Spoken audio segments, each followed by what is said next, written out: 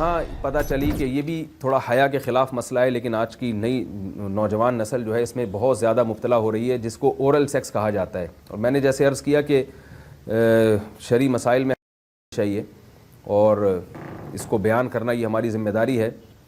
تو یہ چیز بھی انگریزی فلموں سے اور فحش فلموں سے ہماری نئی نسل میں بہت تیزی سے سرایت کر رہی ہے، اور لوگ اس بارے میں علماء سے بہت زیادہ مسائل پوچھتے ہیں، خواتین بھی پوچھتی ہیں جو اس میں مبتلا ہیں. تو اس کا بھی مسئلہ یاد رکھیں کہ اللہ تعالیٰ نے حالت حیض میں زوجہ سے ہم بستری کو حرام قرار دیا کیونکہ اس میں گندگی ہے. باپ دیکھیں کہ وہ گندگی اس درجے کی نہیں ہے جتنی اورل سیکس میں گندگی ہوتی ہے. اگر اس میں ڈسچارج ہو جائے بندہ، انسان جو ہم بستری کرنے والا ہے زوجہ سے، وہ منہ میں ڈسچارج ہو جائے، تو آپ سوچیں کہ اللہ تعالیٰ شرمگاہ کو گندگی سے بچا رہے ہیں، جس کی وجہ سے حیض کی حالت میں ہم بستری کو حرام قرار دیا. تو منہ جس سے انسان کھانا کھاتا ہے، جس سے کلمہ پڑھتا ہے، اور جو انسان کے جسم میں سب سے اشرف عضو ہے، سب سے زیادہ معزز اور مکرم عضو ہے، اس میں ایسی گندگی کو ڈالنا کہاں سے جائز ہو سکتا ہے، کہاں سے حلال ہو سکتا ہے؟ تو آج بعض متجدد قسم کے لوگ جو ہے نا اس کو حلال قرار دے رہے ہیں، تو یہ بالکل غلط ہے. تو یہ بات خوب ذہن میں رکھیں کہ اورل سیکس کے ذریعے اپنی خواہش کو پورا کرنا اس طور پر کہ ڈسچارج ہو جائے انسان عورت کے منہ میں، بیوی کے منہ میں، یہ بالکل حرام ہے، بالکل ناجائز ہے. کیونکہ منی ایک غلیظ اور ناپاک اور گندگی ہے، اور ناپاک اور نجس چیز ہے. بعض حضرات یہ کہتے ہیں کہ منی پاک ہے، مگر یاد رکھیں منی کے پاک ہونے کے دلائل مضبوط نہیں ہیں، منی کے ناپاک ہونے کے دلائل بہت مضبوط ہیں. سب سے پہلی دلیل قرآن مجید میں آتا ہے الم نخلقکم من ماء مہین، ہم نے تمہیں غلیظ اور پلید پانی سے پیدا کیا ہے، ذلیل پانی سے پیدا کیا ہے. تو اس میں بھی اشارہ ہے کہ منی ناپاک چیز ہے. دوسری بات یہ کہ حدیث میں آتا ہے کہ کنت افرق المنی من ثوب رسول اللہ صلی اللہ علیہ وسلم ثم یصلی فیہ. حضرت عائشہ رضی اللہ تعالیٰ عنہ فرماتی ہیں کہ رسول اللہ صلی اللہ علیہ وسلم کے کپڑوں پر اگر منی لگی ہوتی تھی، صحیح بخاری کی حدیث ہے، میں اس کو کھرچ کے صاف کرتی تھی، پھر آپ صلی اللہ علیہ وسلم اس میں نماز پڑھا کرتے تھے. اب بعض حضرات نے یہاں سے استدلال کیا ہے کہ منی اگر ناپاک ہوتی تو حضرت عائشہ اس کو دھوتی، کھرچ کے صاف کرنا اس کی علامت ہے کہ منی پاک ہے. لیکن یہ بات غلط ہے. اگر منی پاک ہوتی تو حضرت عائشہ کو کھرچنے کی ضرورت نہیں تھی. بات یہ ہے کہ وہ نجاست جس کا ایک باقاعدی جسم ہوتا ہے اور وہ کھرچ کے جسم سے یا کپڑوں سے الگ ہو سکتی ہے، تو اس نجاست کو پاک کرنے کا طریقہ یہ ہے کہ اس کو کھرچ دیا جائے. ناپاک تھی تبھی تو حضرت عائشہ رضی اللہ تعالی عنہ اس کو باقاعدہ کھرچ رہی ہیں اور دور کر رہی ہیں.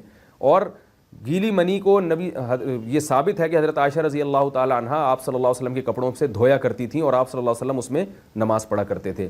حضرت عمر رضی اللہ تعالی عنہ کے دور میں کسی شخص کو احتلام ہوا تو اس نے اپنے پورے جو ہے نا وہ کپڑے دھوئے، تو حضرت عمر نے اس کو منع کیا، فرمایا کہ اتنا کافی تھا کہ اس جگہ کو تم دھو لیتے.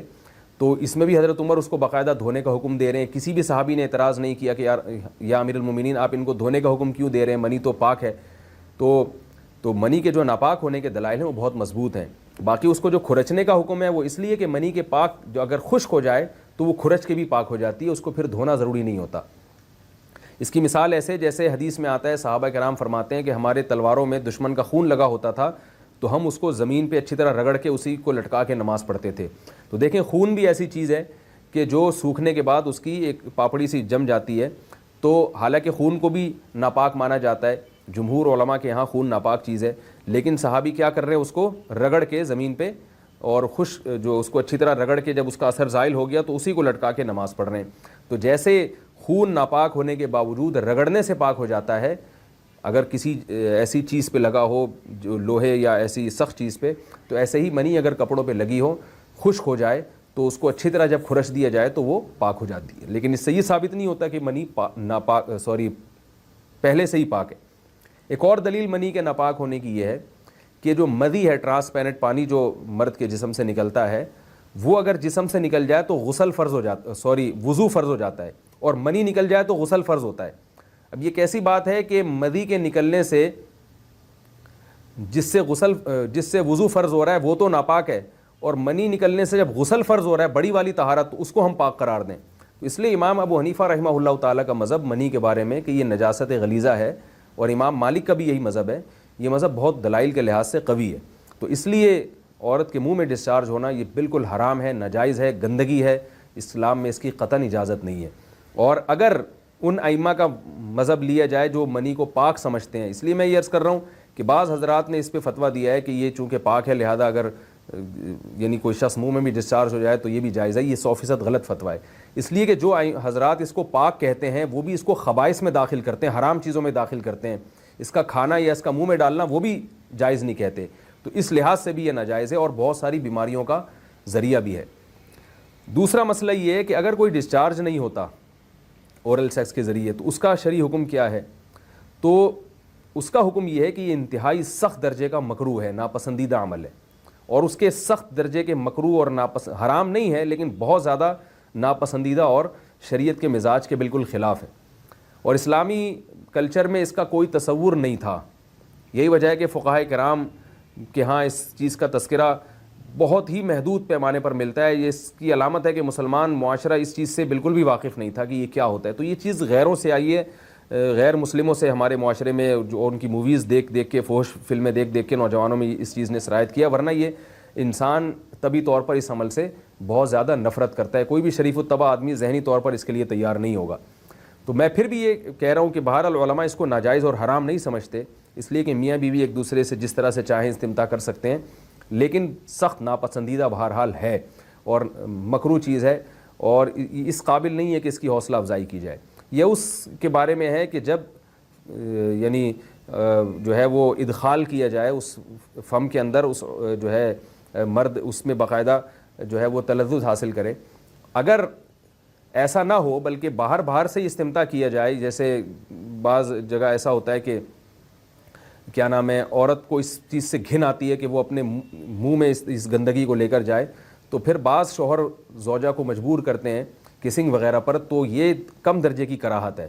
یعنی یہ بھی ناپسندیدہ تو ہے مگر یہ اس درجے کا مکروہ, اس درجے کا ناپسندیدہ نہیں ہے. دوسری بات یہ کہ یہ جو میں نے پوری ڈیٹیل بیان کی ہے یہ اس صورت میں ہے اس کے مکروہ اور ناپسندیدہ ہونا کہ عورت اس کے لیے ذہنی طور پر آمادہ ہو. یہ بات خوب یاد رکھیں, اگر عورت کو اس عمل سے گھن آتی ہے تو پھر مرد بیوی کو اس کام پر مجبور ہرگز نہیں کر سکتا, کیونکہ یہ نکاح کے جو ایگریمنٹ ہے, مقتضیات ہیں, اس کے خلاف ہے. یعنی یہ اس میں داخل نہیں ہے. عورت اپنے آپ کو ہم بستری سے تو نہیں روک سکتی, مرد جب چاہے گا بیوی سے ہم بستری کر سکتا ہے, عورت کو اجازت نہیں ہے. لیکن خاص اس عمل سے عورت مرد کو روک سکتی ہے اگر وہ ذہنی طور پر اس کے لیے آمادہ نہیں ہے. یہ تو میں نے اورل سیکس سے متعلق کچھ فقہی احکام بیان کیے ہیں. دوسری بات یہ, اس کا بھی مسائل پوچھے جاتے ہیں کہ بعض مرد اپنی زوجہ کو مجبور کرتے ہیں غیر فطری طریقے سے ہم بستری کرنے پر, پچھلے راستے پر ہم بستری کرنے پر. تو یہ بات یاد رکھیں کہ ایسی صورت میں عورت پر اصل حکم یہی ہے کہ وہ ایسے مرد سے طلاق لے لے اور اس کو اپنے قریب نہ آنے دے, کیونکہ اس میں نقصان یہ ہوتا ہے کہ اگر عورت اس کام کی مرد کو اجازت دے دے تو کچھ وقت کے بعد اس کی اپنی نیچر تبدیل ہو جاتی ہے, اپنی فطرت بدل جاتی ہے اور اسے اسی اس غیر فطری کام میں لذت آنا شروع ہو جاتی ہے. تو اپنے آپ کو گندگی سے بچانا یہ بہت ضروری ہے. اور اگر وہ یہ سمجھتی ہے کہ طلاق کے بعد اس کے دوبارہ نکاح نہیں ہوگا, اس کی زندگی تباہ نہیں ہوگی, تو پھر سخت مجبوری میں اگر مرد اس کو دھمکیاں دیتا ہے مارنے کی یا طلاق کی, تو ایسی مجبوری میں پھر اللہ کی رحمت سے امید ہے کہ گناہ صرف مرد کے کندھوں پر ہوگا. ایک اور علمی نقطے کی بات ہمیں یہ پتہ چلتی ہے اس آیت میں کہ نساؤکم حرث لکم, اللہ تعالیٰ نے نکاح کا بنیادی مقصد حرث بتایا ہے, یعنی نسل بڑھانا.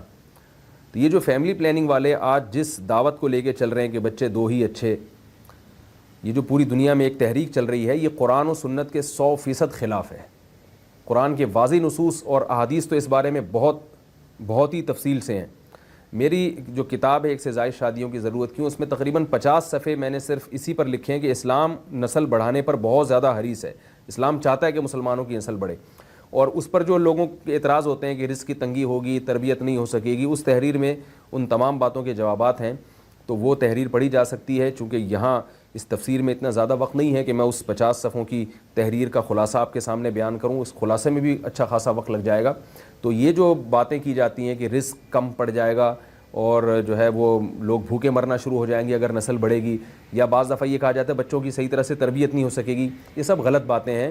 یہ اس کو کہتے ہیں نقطہ بعد الوقوع, کہ ایک کام الٹا پہلے ہم نے کر لیا ہے, اب اس غلط کام کو صحیح کرنے کے لیے ہم بہانے تلاش کر رہے ہیں. تو یہ نسل مسلمانوں میں جو کم ہوئی ہے اس لیے نہیں ہوئی ہے کہ بچوں کی تربیت نہیں ہو رہی تھی, بلکہ یہ میڈیا کے ذریعے جو پروپیگنڈا ہوا ہے اس پروپیگنڈے سے متاثر ہو کر 2 بچوں والی پالیسی پر لوگ آ رہے ہیں. اب جب آ رہے ہیں تو اس کے پھر جو ہے نا وہ اس کو صحیح کرنے کے, اپنے غلط کام کو صحیح کرنے کے لیے بہانے تلاش کیے جا رہے ہیں کہ بھئی تربیت نہیں ہو سکتی یا اس آمدن میں ہم گزارا نہیں کر سکتے. تو یہ سارے دلائل کا جواب آپ کو میری انشاءاللہ اس تحریر میں ملے گا. بہرحال ہم چونکہ مسلمان ہیں, قرآن کو مانتے ہیں, سارے دلائل ایک طرف اور قرآن و سنت ایک طرف. جب اللہ تعالیٰ نے ہمیں بتا دیا کہ نساؤکم حرث لکم, عورت کا بنیادی مقصد دیگر جیسے بہت سارے مقاصد ہیں, ان میں ایک بہت بڑا مقصد کیا ہے کہ وہ نسل بڑھانے کا ذریعہ بنتی ہے, تو اس سے ہم بستری بھی اسی نیت سے ہونی چاہیے کہ تمہارے ہاں اولاد پیدا ہو, نہ یہ کہ اس نیت سے ہو کہ اولاد کو تم روکو. باقی اولاد روکنے کے فقہی حکام کیا ہیں, کن صورتوں میں وقتی ضرورت کے پیش نظر اولاد آپ روک سکتے ہیں, وہ ضرورت پڑنے پر آپ علماء سے پوچھ سکتے ہیں, وہ کتابوں میں لکھی